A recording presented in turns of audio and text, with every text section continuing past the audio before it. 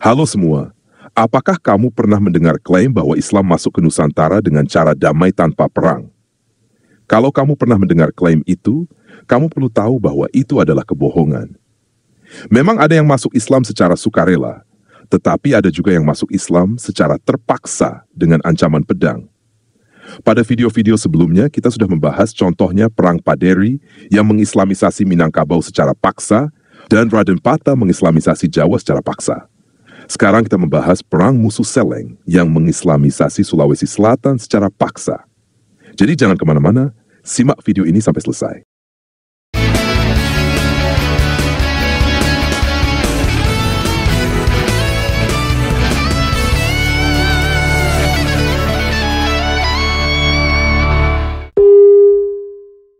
Perang Telempokoi merupakan bagian dari konflik perebutan kuasa antara kerajaan-kerajaan Makassar di bawah Kesultanan Gowa dan Bugis di bawah Kerajaan Bone di wilayah Sulawesi Selatan, yang telah berlangsung sejak awal abad ke-16. Telempoko adalah sebuah aliansi militer antara tiga negara Bugis, Bone, Waju, dan Sopeng, yang dibentuk dalam Perjanjian Timurung pada tahun 1582 untuk menghadapi ekspansi Gowatalo yang kekuasaannya semakin meluas. Latar belakang utama perang ini adalah dominasi Kesultanan Gowatalo, yang saat itu menjadi kekuatan terbesar di kawasan tersebut. Gowatalo telah memeluk Islam sejak akhir abad ke-16 dan berusaha menyebarkan agama itu sambil memperluas kekuasaannya melalui penaklukan. Langkah ini memicu perlawanan dari Kerajaan Bone, yang merasa terancam oleh upaya dominasi Gowa. Selain itu, persaingan ekonomi juga menjadi faktor penting, mengingat Sulawesi Selatan merupakan pusat perdagangan strategis, terutama dalam komoditas rempah-rempah. Gowa menguasai pelabuhan-pelabuhan utama yang menjadi sumber ketegangan dengan kerajaan-kerajaan tetangga. Pada tanggal 23 November tahun 1611, Kerajaan Bone jatuh. Pasukan Gowatalo membakar kota Watampone dan wilayah sekitarnya.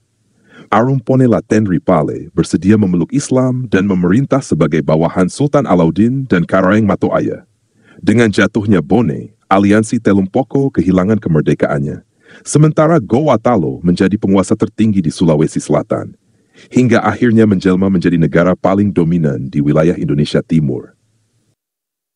Ini adalah artikel dari Dewi Sartika, mahasiswa program studi dirasa Islamiyah Pasca Sarjana UIN Alauddin Makassar, Rahmawati Harisa, dan Hasaruddin, dosen Pasca Sarjana UIN Alauddin Makassar. Kedatangan Islam di Sulawesi Selatan sudah sampai sejak masa Raja ke-10, Tuni Palangga, yang memerintah antara tahun 1546 hingga 1565. Hal ini dapat dilihat ketika Baginda memberi izin kepada para pedagang Melayu melalui perantaraan Nahkoda Bonang untuk menetap di Mangalekana, yaitu di Somba Opu. Hubungan baik antara para pendatang Melayu dengan penduduk setempat menyebabkan mereka mendapatkan tempat istimewa di hati raja. Karena itu, tidak mengherankan jika Raja Gowa berikutnya, yaitu Raja Gowa ke-12, Tuni Jalo, yang memerintah antara tahun 1565 hingga 1590, memberikan fasilitas tempat ibadah berupa masjid di pemukiman mereka. Islamisasi di Sulawesi Selatan dilakukan oleh 3 datuk dari Minangkabau, Sumatera Barat. Ketiga datuk tersebut adalah, pertama, Sulaiman yang bergelar Datuk Sulung. Beliau meninggal di Luwu, tepatnya di kampung Patimang, sehingga diberi gelar Datuk Patimang. Kedua, Abdul Makmur yang bergelar Khatib Tunggal. Karena meninggal di kampung Bandang, daerah yang kini menjadi bagian dari kota Makassar, beliau diberi gelar oleh masyarakat sebagai Datuk Ribandang. Ketiga, Abdul Jawad yang bergelar Khatib Bungsu. Beliau meninggal di daerah Bulukumba, tepatnya di sebuah tempat bernama Tiro, sehingga diberi gelar Datuk Ritiro. Lebih lanjut mengenai penerimaan Islam oleh Raja Gowa dan Talo, tercatat dalam Lontara Gowa Talo. Kedua raja tersebut resmi menerima Islam pada malam Jumat, tanggal 9 Jumadil Awal tahun 1014 Hijriah, yang bertepatan dengan tanggal 22 September tahun 1605 Masehi. Yang pertama kali menerima Islam adalah Mangkubumi Kerajaan Gowa, yaitu I Malingkang Deng Manyonri, yang kemudian mendapat nama Islam Sultan Abdullah Awalul Islam.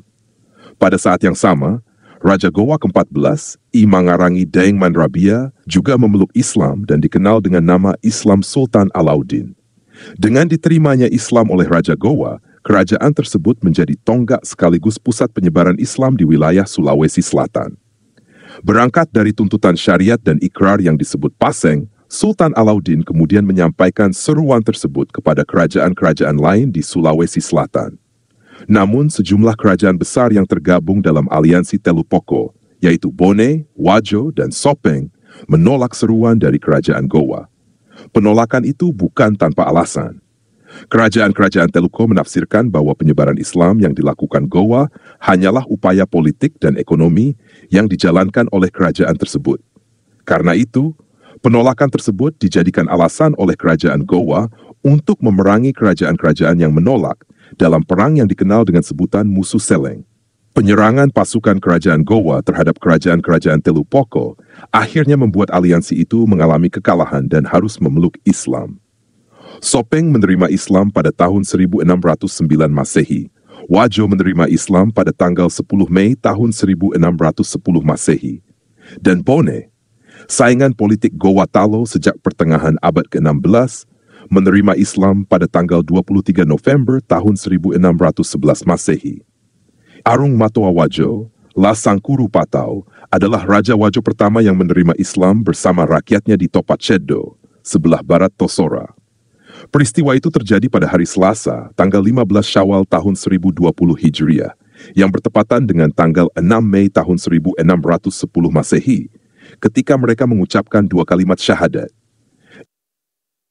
Lintasan sejarah kerajaan-kerajaan lokal di daerah Sulawesi Selatan menunjukkan bahwa kerajaan Wajo baru dikenal sekitar pertengahan abad ke-15. Sebelum itu, tanah Wajo hanya merupakan benteng alam yang terdiri atas padang luas, dikelilingi oleh semak belukar dan hutan rimba yang belum terjamah tangan manusia.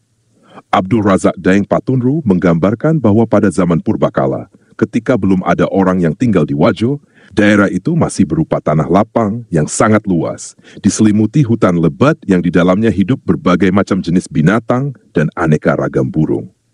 Di sekitarnya terdapat danau-danau yang banyak ikannya.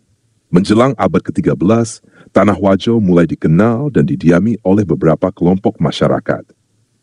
Penghuni pertama yang juga sekaligus merintis pembukaan areal perkampungan di tanah Wajo ialah Puange Lampulungan. Fase sejarah selanjutnya menunjukkan bahwa setelah peristiwa meninggalnya Puange Ritimpengeng dan hancurnya perkampungan Boli, kehidupan masyarakat di kawasan tanah Wajo tidak berhenti.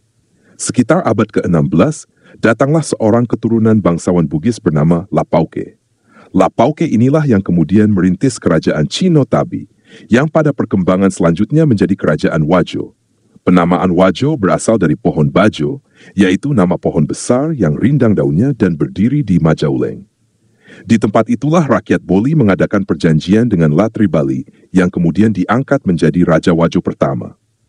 Penamaan Wajo berasal dari ungkapan rakyat Wajo yang menyatakan di depan Tenri Bali, Mabajo-bajo macek kemiri awana Wajo, yang berarti, kami rakyat Wajo hanya bernaung dan berteduh di bawah kesejukan bayang-bayang pohon bajo. Menurut Zainal Abidin, penamaan Wajo memiliki nilai historis karena rakyat Wajo memandang negerinya sebagai pelindung dan pengayom bagi mereka. Kesejukan bayang-bayang pohon bajo bermakna ketentraman, kedamaian, kesejahteraan, dan kemakmuran rakyat. Arung Matoa Wajo merupakan pemimpin negeri yang bermitra dengan 3 pejabat tinggi negeri Wajo, yaitu Pak Batelompo atau Batelompo, yang merupakan pemegang panji-panji. Jabatan ini diwakili oleh 3 lempo. Batempolo yang memiliki bendera merah disebut Pila, Talotanreng yang memiliki bendera dengan banyak warna disebut Patola, dan Tua yang memiliki bendera berwarna kuning disebut Cakuridi. Pada mulanya mereka bertugas khusus untuk urusan keamanan dan peperangan di wilayah masing-masing. Namun lambat laun, karena pertumbuhan administrasi kekuasaan, mereka juga ikut menjalankan pemerintahan dengan tugas layaknya menteri-menteri, sebagai pembantu Arung Matoa Wajo. Ketiga Padanreng bersama ketiga Batelompo membentuk sebuah badan yang Enenge atau Peta Enenge. Jika Batara Wajo atau Arung Matoa bergabung dalam lembaga tersebut, maka badan itu disebut Peta Wajo. Di bawah lembaga ini terdapat Arung Mabicara atau Raja Bicara yang bertugas memberi nasihat dan mengadili perkara-perkara. Setiap Padanreng didampingi oleh 10 Arung Mabicara. Dari 30 arung mabicara itu, 12 orang merupakan inti lembaga tersebut, yaitu 4 orang arung mabikara di setiap padan reng. Tugas utama mereka adalah memutuskan perkara atau madate bicara. 18 arung mabikara lainnya bertugas membantu mateta mapanokte bicara, yaitu mengurai, menurunkan, dan menaikkan perkara. Artinya, mereka menerima, memeriksa, dan memajukan perkara ke pengadilan untuk kemudian diputuskan oleh arung mabikara. Posisi arung mabikara, jika disamakan dengan masa kini, adalah penuntut umum atau jaksa. Selain lembaga arung mabikara, terdapat pula lembaga lain yang disebut surori bateng, yang terdiri dari 3 orang, 1 untuk batempola, 1 untuk talotan reng, dan 1 untuk tua. Tugas utama mereka adalah menjadi duta resmi yang menyampaikan hasil permufakatan. Surori bateng hanya boleh menjalankan tugas atas dasar keputusan dan perintah dari padan reng, batelompo, atau arung matoa. Jumlah keseluruhan dari lembaga tersebut terdiri atas 1 orang arung matoa, 6 orang arung enenge, 30 orang arung mabicara, dan 3 orang surori bateng. Jika dijumlahkan secara keseluruhan, terdapat 40 orang yang merupakan lembaga pemerintahan tertinggi di Wajo. Lembaga ini dikenal dengan sebutan Arung Patapuloi atau Raja-Raja 40, juga disebut Puang Ri Wajo. Lembaga inilah yang memegang kedaulatan tertinggi di Wajo, yang lazim disebut Paopang Palengengi Wajo, yang berarti mengelungkupkan dan menengadahkan Wajo. Maksudnya runtuh bangunnya negeri Wajo berada di tangan Arung Patapuloi. Di bawah setiap padan reng atau kepala negeri terdapat punggawa atau matowa yang mengepalai tiap perkampungan, yaitu di Betempola, Talotan Reng, dan Tua. Punggawa atau matowa ini sering disebut Inana Tau Maegay, yang berarti induk dari orang banyak. Mereka menjalankan pemerintahan langsung atas rakyat di wilayah masing-masing dan menjadi penghubung antara peta Wajo dengan para arung lili atau raja-raja bawahan di seluruh tanah Wajo. Walaupun Wajo tidak mengenal sistem tomanurung, dalam praktik pelapisan masyarakat yang disebut anak karung, yakni bangsawan titisan dewa, orang Wajo tetap mengenal sistem pelapisan sosial seperti kerajaan-kerajaan lain dengan konsepsi tomanurung, hanya saja didasarkan pada orang Wajo terbaik atau aristokrat yang berasal dari pemangku jabatan tanah Wajo secara turun-temurun. Islam diterima secara resmi di Kerajaan Goa pada hari Kamis, tanggal 22 September tahun 1605 Masehi, bertepatan dengan tanggal 9 Jumadil Awal tahun 1014 Hijriah. Diketahui bahwa yang terlebih dahulu menerima Islam adalah Raja Talo, Imaling Kangdeng Manyondri, Karaeng Tumanangari Bontobiraeng, yang menjabat sebagai Mangkubumi Kerajaan Goa. Karena itu, ia diberi gelar Sultan Abdullah Awalul Islam. Setelah itu, Raja Goa Imangarangi Deng Manrabia juga memeluk Islam dan diberi gelar Sultan Alauddin.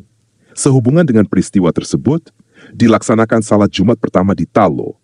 Salat Jumat ini diikuti oleh segenap lapisan masyarakat Goa Talo dan dilaksanakan pada tanggal 9 November tahun 1607 Masehi, bertepatan dengan tanggal 19 Rajab tahun 1016 Hijriah.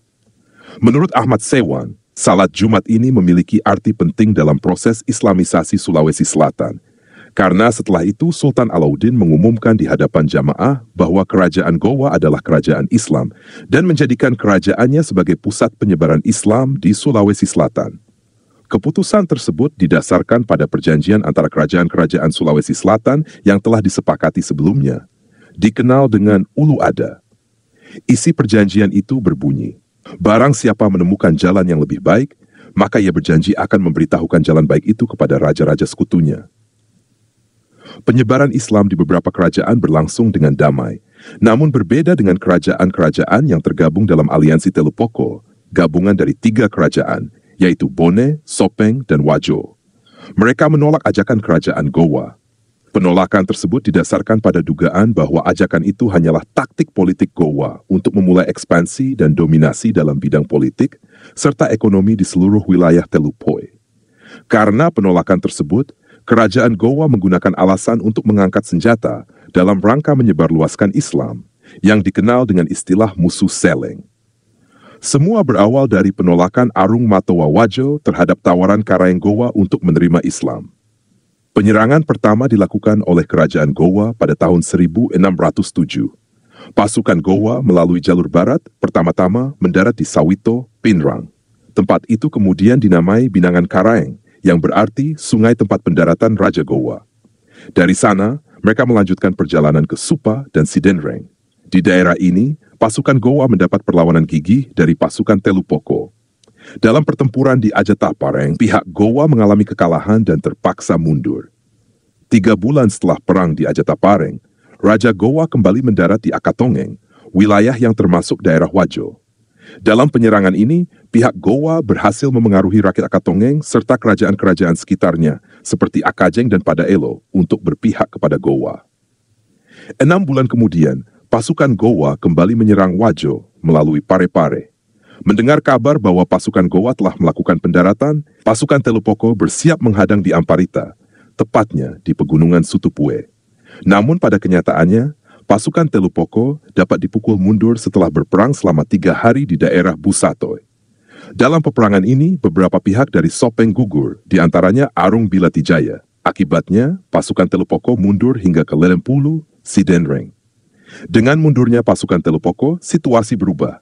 Kerajaan-kerajaan kecil di pedalaman Sulawesi Selatan seperti Rapang, Bulu Cenrana, dan Maiwa menyatakan berpihak kepada Gowa. Bahkan di daerah Rapang, Gowa berhasil mendirikan sebuah benteng pertahanan. Melihat hal ini, Gowa semakin memperluas kekuasaannya. Setelah Rapang berpihak kepada Gowa, terbukalah jalan untuk menyerang Sopeng dan Wajo. Penaklukan atas Sopeng terjadi setelah peperangan selama lebih dari 1 bulan di daerah Taneteyang yang berakhir dengan kekalahan pihak Sopeng. Sejak saat itu, seluruh wilayah Sopeng berada di bawah kekuasaan Gowa. Dengan demikian, Gowa memiliki peluang besar untuk menyebarluaskan ajaran Islam di daerah tersebut. Menurut Matulada, peristiwa pengislaman kerajaan Sopeng terjadi pada masa pemerintahan Raja Sopeng ke-14, sekitar tahun 1609. Dalam peperangan berikutnya, pihak Wajo akhirnya mengakui keunggulan Gowa. Arung Matowa mengirim utusan ke pihak Gowa untuk meminta gencatan senjata. Permintaan itu diterima oleh Gowa dengan batas waktu 5 malam. Setelah semalam gencatan senjata berlangsung, Arung Matowa kembali mengirim utusan untuk meminta perdamaian dan menyatakan kesediaan menerima Islam pada tahun 1610. Tahun berikutnya, yaitu 1611, Kerajaan Bone juga menerima Islam. Nah, itulah cerita tentang Perang Musuh Seleng, salah satu dari sekian banyak perang untuk memaksa orang masuk Islam. Jadi sekarang kita sudah tahu bahwa Islam tidak masuk ke Nusantara secara damai tanpa perang. Itu adalah kebohongan. Kenyataannya, Islam masuk ke Nusantara dengan cara paksa menggunakan perang. Sekian video kali ini, sampai jumpa di video yang akan datang. Yang bawahan dari Gabawan, kepalanya sungsang, otaknya diselangkang. Surganya cuma batang yang mencari lubang, selalu mimpi disayang oleh para dayang. Hidungnya belang, mulutnya lancang, suka menantang. Dengan muka garang, tidak bisa menang. Kalau tidak curang, sering dapat uang. Menggunakan parang, tapi ngaku dagang di tanah abang.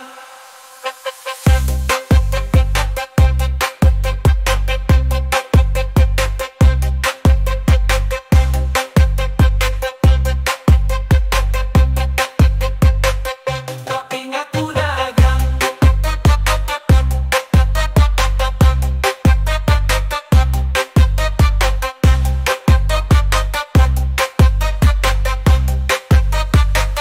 Di tanah bawang yang terbelakang, pengetahuannya kurang, nuraninya hilang. Percaya Tuhan yang berhutang, untuk Nabi berperang. Suka pantaran benci semua orang, merampok para tukang yang bekerja di ladang. Memperbudak bujang dan perempuan yang malang. Baju putih dia pasang lalu pergi ke simpang. Ibadahnya adalah nampang, supaya dikira nyumbang. Dongeng dia pegang, sejarah dia buang. Orang bawang yang sedang tegang, jangan kamu girang, jangan kamu sedang. Tidak ada gamang, tidak ada bimbang. Gerakan kamu datang, disiksa sampai ke tulang. Di atas seutas bendamu